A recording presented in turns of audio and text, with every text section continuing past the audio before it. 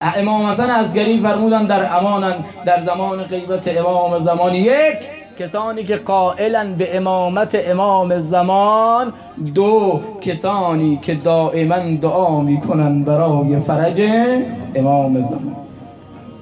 اگر بچه شما به امید امام زمان زندگی نکنه، تربیت مهدوی نشه، عاشق امام زمان نباشه، منتظر امام زمان نباشه، میگه این دنیا که بیدار و پیکر صاحب نداره، بذار هر کاری میخوام بکنم.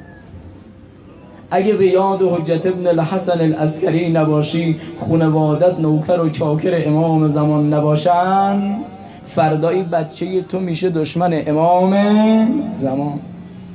ما هزاران سال میگیم خدا لعنت کنه معاویه و شمر و عمر و ابوبکر و عثمان را. چرا؟ چون به اهل بیت ظلم کردن. نکنه از نسل ما هم کسی بیاد در مقابل یوسف و فاطمه قد علم کنه.